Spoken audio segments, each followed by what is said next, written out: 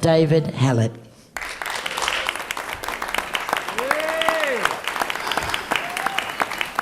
I'm going to do two poems. One is about America and one is quintessential Australiana. The first poem is a reflection on this poet's journey to New York just before the towers came tumbling down. I saw the smog of America long before I landed in LA. Then queues and customs and currency and cops with big guns and Batman belts, till I fly from the belching heat of that dry desert scratch town to where the electric bonfire of New York burns with money way down below. The squirrels are eating pizza scraps on John Lennon's Imagine in Strawberry Fields in Central Park, New York, New York. An angry German sits with her boots off. She calls us cold-blooded killers. You look so cool. Sends the ashes in the mail, cold-blooded killers. And all the wisdom that sings from the cups of the beggars on Broadway. There was an old woman. She lived in no shoes. Her whole life was in the trolley she pushed. Then I saw another, then a barefoot brother, then another. Gone green now, Liberty shows her back to all of this. She shows her armpit to the sea, and the filthy rain is spoiling all the nice clothes walking Fifth Avenue.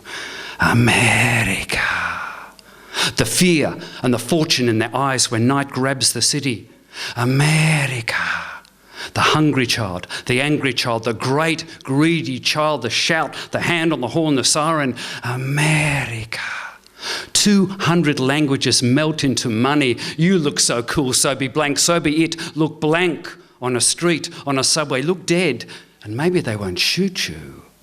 The time to be alive, to use hands and words and eyes is doing lunch, doing deals, doing dinner, stitching deals, oiling wheels within deals. Nothing is real without the deal, and nobody is nothing without the deal going down.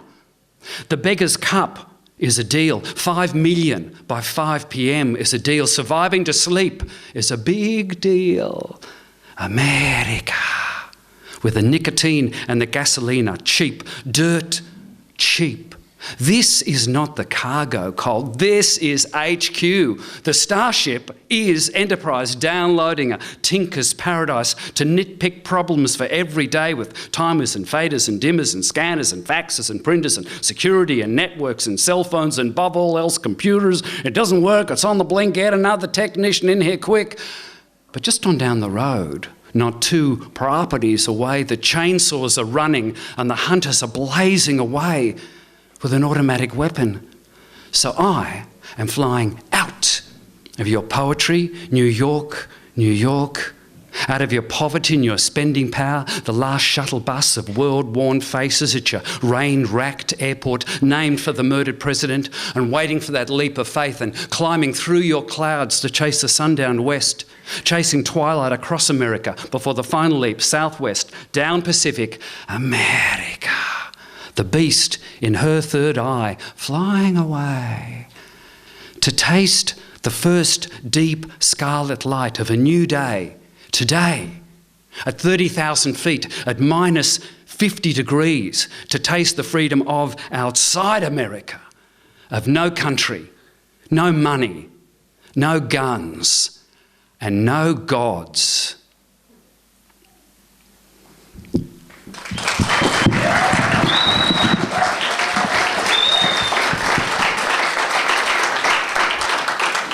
The second poem was commissioned by the Australian ABC as a tribute to one of its major anniversaries, and it's titled ABC to XYZ. Once upon a time, 83 years, when voice and music were magic out of primitive crystal sets. You remember the touch?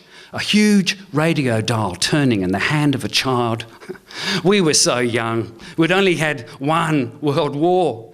We were just having our first Great Depression, back when Moses was manager, Sir Charles Moses, when horse race callers were celebrities, when unseen, evening musicians, actors, radio announcers all wore dinner suits and gowns.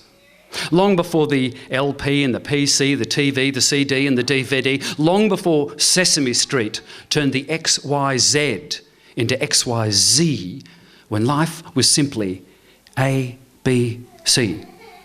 Chartered, quote, to cultivate a public desire for the transmission of educational items, musical items of merit, and generally for all items and subjects that tend to elevate the mind, unquote. The ABC was proudly and very nearly the BBC with those early clipped and fruity upper-class Aussie English accents. This is the Australian Broadcasting Commission. Pip, pip, pip, the hour gong to the hospital hour, the country hour, kindergarten of the air, news and sport, education, drama, variety and talk.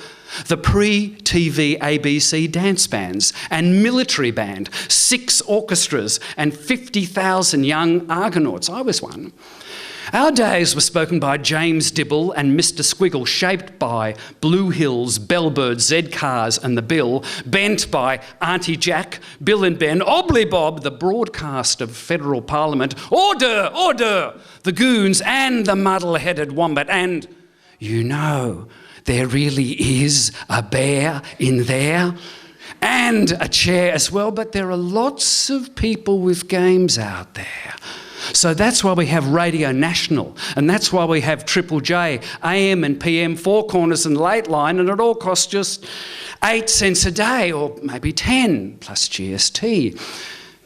And when we really, really needed local ABC, through fire and flood, through storm and drought, through war and peaces, service to the community and voices to the world, Radio Australia and shortwave up into the spin of the internet. And just where would our informed and cultured and critical democracy be without Philip Adams, Caroline Jones, Sandy Christopher, Chris Masters, Paul Lynham, Andrew Olley, Robin Williams, Richard Boyer, the Watchman back in 38, Chester Wilmot in the war jungles of 42, a grand parade. Charlton, Peach, Throsby, Carger, Doog, Moorcroft, Duskmanton, Miss Jane, Here's Molly, the weather persons, the sportsmen, Teletubbies, Andy Pandy, Leonard Teal as Superman, Doctor Who before Medicare, Harry Butler before David Attenborough, Johnny O'Keefe after rock and roll, and all our lucky oceans of music, from cutback to fight back, from Cape Byron to the western setting sun, from commission to corporation, built upon an old pasture of pianolas, valves, crystals and condensers. 83 years, way out back, from ABC to XYZ, www.abc.net.au/evermore. Yeah. Thank you. Thanks very much. Thank you.